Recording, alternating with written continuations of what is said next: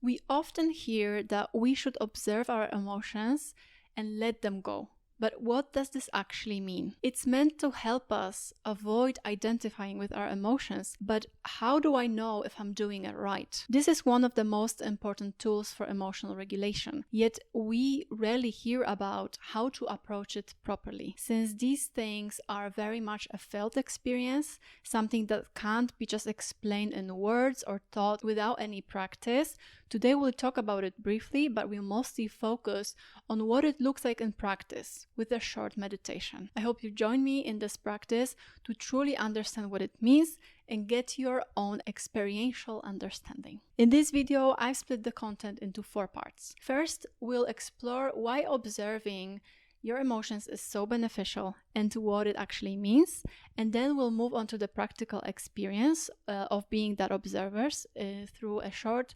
5-minute meditation, and at the end I'll discuss other ways we can observe our emotions and find peace. But before we dive in, hello, I am Marta, and on this channel we dive into the art of emotional regulation, meditation, mental discipline, self-love and self-observation, all that is essential for full self-acceptance and for navigating our emotional lives with greater ease so that we can live to our fullest potential. I also write a blog for women where I delve into these topics in depth, so find some links in the description also for free content like meditations on this channel. All that is in the description below, and now let's get back to this video. To master your emotions and stop them from controlling you and your life, we need to approach them in a healthy way with acceptance and a level of detachment. And I believe that psychology without spiritual practice, and I don't mean any religion in here, it will only work partially.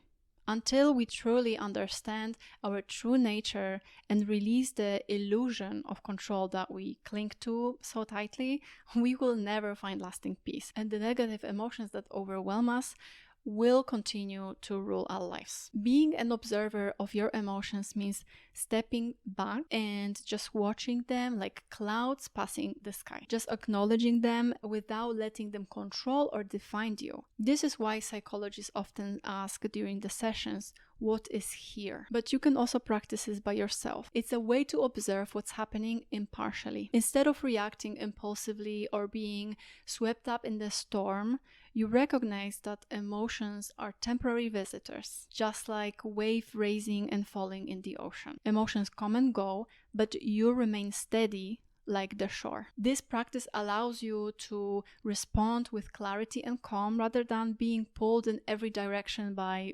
fleeting feelings. It's the key to mastering emotional regulation amidst life's turbulence. And don't worry if this all sounds a little bit abstract right now.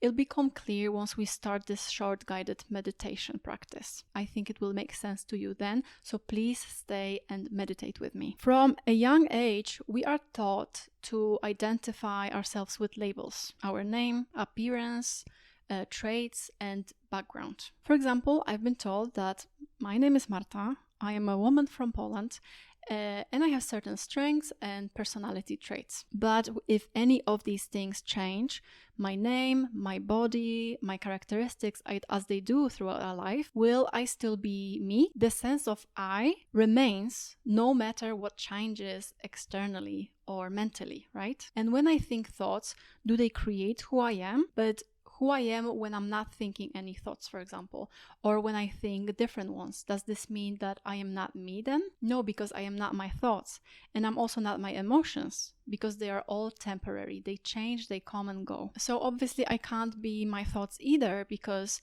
if there aren't any thoughts, when they disappear, I'm still here. So this little exercise shows that you are not your thoughts, your emotions, or the roles you're playing. These are all temporary, while the I stays constant. So who am I? I am the awareness that observes all these things, all these shifting parts of my experience without being defined by them. This is where the observer comes in. Being an observer brings this healthy and curious even detachment from the circumstances of our lives. I am the awareness of all these things. Whatever I can observe, I cannot be it because I can observe it. I cannot observe myself. So when we strip away all the layers of what we are not, we are left with the awareness of all these things. And I may not know who I am, but I know that I am. I exist. And by observing our emotions, thoughts, and behaviors impartially, we rest in the awareness of being, which is our true nature. And that's the greatest benefit of this whole observer thing. It's this authenticity. We feel negative emotions because we've identified ourselves with them or the circumstances, and we assign meanings to the events that created them. Any event can be neutral if we choose to see it that way, right? It's easier said than done. But in a sense, all suffering is self-created for us to feel and experience in that case. But why do we do this? It's because we've mistaken ourselves for the one who feels these emotions, as if we didn't create them ourselves. But we are not the one who experiences them. We are the one that sees them. And we create all that. It's crazy. In life, you're either the one in control or you're the one being controlled. You either are the creator or you're the one created. Being an observer of your own emotions is incredibly beneficial because it allows you to break from this reactive pattern, giving you control over your emotional responses rather than being controlled by them. And it's the key to resting in the awareness of being, which is your true nature. By observing my emotions and my thoughts and behaviors without attachment or judgment, I begin to peel back the layers of what I am not. And then what remains is the pure awareness. And this awareness is my true self, untouched by temporary experiences. By resting in this awareness, I reconnect with the deeper truth of who I am beyond the noise of the thoughts and emotions. And this realization is the greatest benefit of all. Detachment reduces stress and anxiety because you're no longer overwhelmed or defined by your feelings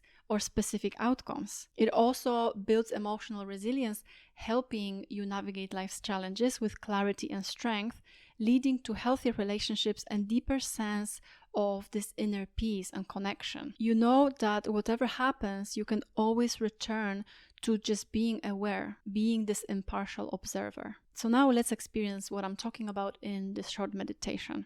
Sit upright or lay down and just close your eyes. And relax your body. You can briefly scan it for any signs of tension. And if you find some tense area in your body, just breathe into this. Breathe and just release with a sigh. Just like that, a couple of times.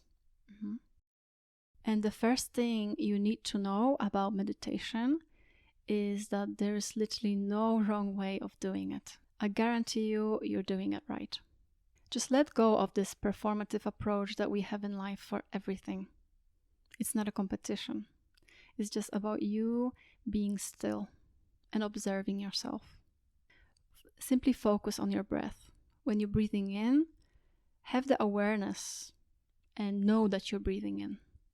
And when you're breathing out, know that you're breathing out. You can also focus on your chest and feeling it expand with every inhale. This is already you observing yourself in this moment. And soon you may start observing this inner dialogue. Maybe there is like some little voice in your head judging what you're doing right now, that it's strange, stupid, whatever comes to mind. Just let go of this. Don't judge this. Let go of this impulse. And at this point, it's likely that some emotions and thoughts will start arising. And notice how you just become aware of your mind's activity. This is just you observing it. So try not to judge or criticize or even engage with the thoughts. Remember this comparison that thoughts are like clouds, so just let them pass. And you're simply observing the sky, letting the clouds pass without hopping on them. And notice the silent moments between your thoughts as well. Each time a thought arises, just observe it without trying to change it in any way. and then just let it go, returning to your breath. And this is what it means to rest in your awareness. Being the universe, God, source, whatever you want to call it. Your awareness of being, your consciousness of existing, your true nature. And you may not know who you are, but you know that you are. And from this perspective, you can see what comes to your mind and goes without identifying with it at all. And when uncomfortable emotions or thoughts come in, then just do the same. Observe and let them go. Coming back to the awareness of being. This is what it means to be loyal to yourself. And it's the highest form of self-love and devotion.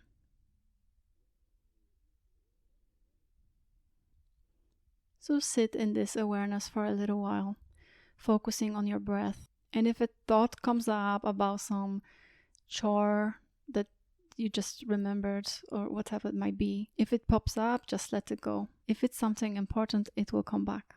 We are now trying to discipline this monkey mind.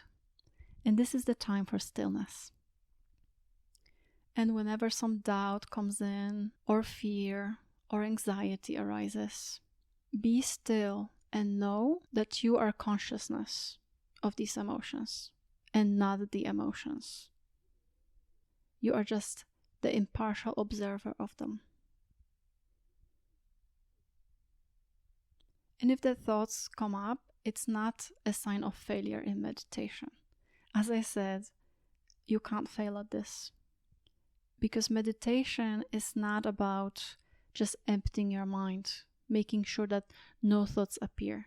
Because they will always appear. This is mind's role, to come up with thoughts. Meditation is about resting in this awareness, and that's what we're doing. And it gets better with practice. It's like skill, like any other skill. And realize that every thought that comes in, even if it feels like it's some sort of distraction, it's actually helping you to be more aware. Because once you notice that it comes in, you are aware of it, and it already helps you build on this awareness that we are trying to elevate here in this practice.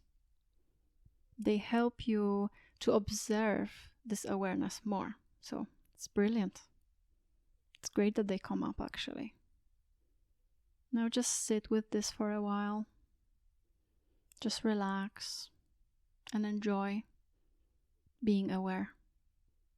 Treating every thought as this reminder that I am aware. And once you observe this, go back to your breath. Every time. Time after time. Even if you have to do it 1,000 times. This is the devotion that you show to yourself.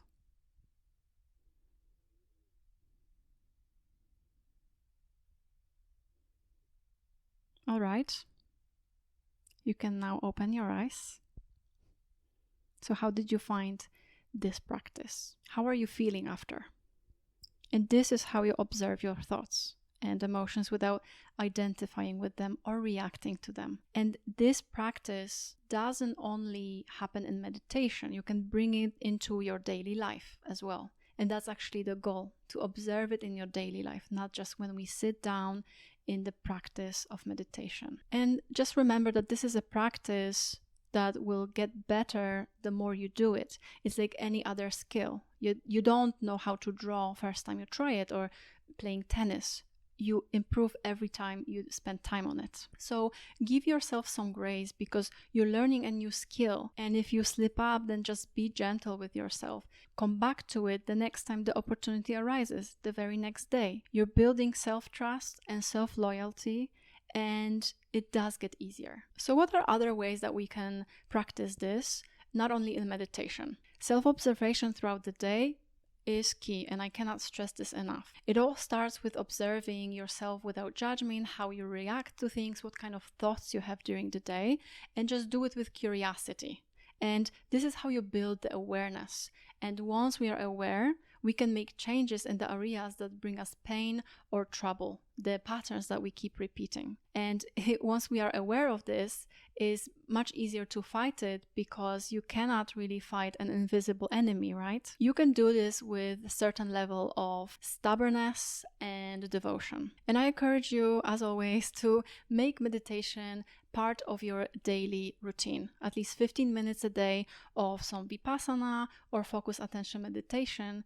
And what we did previously was a kind of focused attention meditation. You just focus on one thing, that is, for example, your breath, and then over time increase it to twice daily. And another great way for self-observation is journaling. Make it a habit to journal about your emotions, what you're feeling, and your observation, because that way you can come back to that, read it, and then already look at it as, for example, someone who you love wrote it. And get some very nice journal that you enjoy interacting with. It's going to help you to go back to that and remember about this practice. Once we put our emotions and thoughts on a piece of paper, we often feel lighter. They stop being intangible in our mind and become something concrete that is on the piece of paper, making it much easier to see them for what they really are and to let go of them. And the key is to be honest with yourself.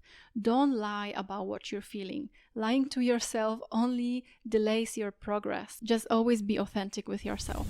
That's all for today. Thank you very much for watching. If you found this helpful, please leave a comment down below and share how the meditation felt for you.